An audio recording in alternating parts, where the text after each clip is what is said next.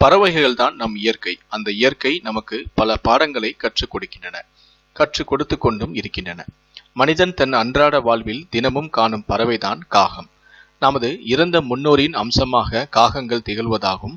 எனவே அவர்களின் நினைவு நாட்களில் காகத்திற்கு அன்னம் இடுவது வழக்கத்தில் உள்ளது. இன்றைக்கும் கிராமப்புறங்களில் காகம் ஓயாது கரைத்தால் யாராவது விருந்தினர் வரப்போவதாக சகுனம் என்றும் ஏதோ நல்ல தகவல் வரப்போவதாகவும் பேசிக்கொள்வதை கேட்கலாம்.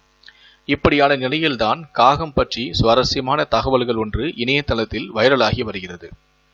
காகம் அல்லது காக்கா என்று அழைக்கப்படும் பறவையை நாம் அனைவரும் அறிந்திருப்போம், அலட்சியம் செய்தும் இருப்போம். ஆனால் ஆச்சரியப்படும் அளவு அசாத்திய குணங்கள், பல தெய்வ ரகசியங்கள் அதற்கு உண்டு என்றும், மனிதனை விட உயர்ந்த வாழ்வியல் நெறிமுறைகளை கடைபிடிக்கும் பறவை என்பதையும் நம்மில் பலரும் அறிந்திருக்க வாய்ப்பில்லை. காகத்தின் ஆயுள் காலம் 4 வருடம். காகம் ஒரு உயர்ந்த ஒழுக்க நெறி கொண்ட பறவை. கற்புக்கு உதாரணமாக காகத்தை சொல்லலாம். தனது ஜோடியுடன் மட்டுமே இனம் சேரும். கூச்ச சுபாவம் கொண்டது காகம்.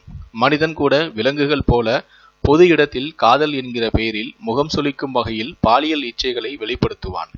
அந்தரங்கத்தை படம் பிடித்தும் வியாபாரமும் செய்வான். ஆனால் காகம் யாருக்கும் தெரியாமல் தான் உடலுறவு வைத்துக் கொள்ளும். பெரும்பாலும் மாலையில் நீர்நிலைகளில் குளித்துவிட்டு தான் தன் கூட்டுக்கு செல்லும் வழக்கமுடையது காகம். பெண் காகம் ஆண் காகத்தை நேசித்து, அதாவது அண்டங்காக்கையுடன் உறவு வைத்து கூடு கட்டி தனது முட்டைகளை அடை காக்கும். அப்போது பெண் காகம் எக்காரணத்தை கொண்டும் கூட்டை விட்டு வெளியே போகாது. பெண் காகத்திற்கு ஆண் காகம்தான் உணவும் கொடுக்கும். அடை காக்கும் அந்த 40 நாட்களில் பெண் காகம் தண்ணீரை குடிக்காது.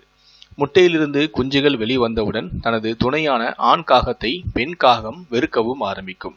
குஞ்சுகளுக்கு சிறகு முளைக்கும் வரை அதற்கு பெண் காகம்தான் இரையும் கொடுக்கும். ஆண் காகத்தை முழுமையாக வெறுத்து அதை கொத்தி கொத்தி விரட்டிவிடும். அதன் பிறகு ஆண் காகத்துடன் சேரவே சேராது. இறுதியில் ஆண் காகத்திற்கு தனிமையே கிடைக்கும். தனிமையின் கொடுமையில் ஆண் காகம் மரக்கிளைகளில் அல்லது மின்சார கம்பிகளில் வாகனம் தன்னைத்தானோ காயப்படுத்தி கொண்டு இறந்துவிடும். பறவை இனத்திலேயே தன் இனத்தின் ஒன்று இறந்தால் அதற்கு ஒப்பாரி வைக்கும் ஒரே பறவை காகம் இனம் மட்டும்தான். உணவை ஒருபோதும் தனியாக சாப்பிட வேண்டும் என்கிற சுயநலம் சிறிதும் இல்லாத பறவை. உணவு கிடைத்தால் கரைத்து தன் சாகக்களையும் அழைத்து பகிர்ந்து சாப்பிடும் சிறந்த குணம் காக்கைக்கும் உண்டு. சிறந்த தாயும். காக்கைக்கு இது தன் முட்டை இல்லை என்று தெரியும். தெரிந்தும் குயிலின் முட்டையை அடை காக்கும். குயில் குஞ்சியும் தன் குஞ்சு போலவே பறக்கும் வரை உணவளித்து பராமரிக்கும். உலகின் மிகச்சிறந்த மாற்றாந்தாய் காகம்தான் என்பதை உங்கள் அனுபவத்தில் நீங்கள் உணரலாம். தன் இனத்தில் ஏதாவது ஒரு காக்கை இறந்துவிட்டால் அனைத்து காகங்களும் ஒன்று கூடி கரையும் தன்மையை காணலாம். இது அஞ்சலி செலுத்துவதற்கு சமமாக கருதப்படுகிறது. மனிதனிடம் இருக்கும் பழக்கங்களை தான், ஆனால் மெல்ல மெல்ல இது நாமே பெரிதுபடுத்துவதில்லையோ என்று தோன்றுகிறது. காகத்திற்கு தினமும் காலையில் சாதம் வைக்கும் போது உங்களுக்கு ஏற்படும் உணர்வா இல்லை நிஜமாகவே பிருத்துகளின் ஆசையா தெரியவில்லை. ஆனால் உங்கள் வாழ்க்கையில் திடீரென நடக்கும் அசம்பாவிதங்கள், விபத்துகள், வீண்பழி போன்றவை உங்கள் கிட்டவே நெருங்காது.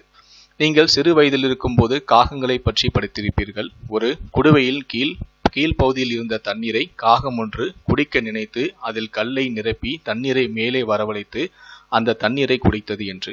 இந்த விஷயம் நம் உழைக்க வேண்டும் என்கிற ரீதியில் உருவாக்கப்பட்ட கதை. ஆனால் இதிலும் இன்னொரு விஷயமும் இருக்கிறது. காகத்திற்கு உள்ள அறிவு. காகம் சிறிய பறவையாக இருந்தாலும் அதன் அறிவு கூர்மையை வியக்க வைக்கும். இந்த வீடியோவை பற்றிய உங்களுடைய கருத்துக்கள் என்ன அப்படிங்கிறத கீழே இருக்கக்கூடிய கமெண்ட் செக்ஷன்ல மறக்காம சொல்லுங்க. முடிந்த அளவுக்கு இந்த வீடியோவை மற்றவங்களுக்கும் ஷேர் பண்ணுங்க. மேலும் இது போன்ற பல வீடியோக்களை பார்க்கணும் அப்படின்னு வச்சீங்கன்னா மறக்காம சேனலை சப்ஸ்கிரைப் பண்ணுங்க.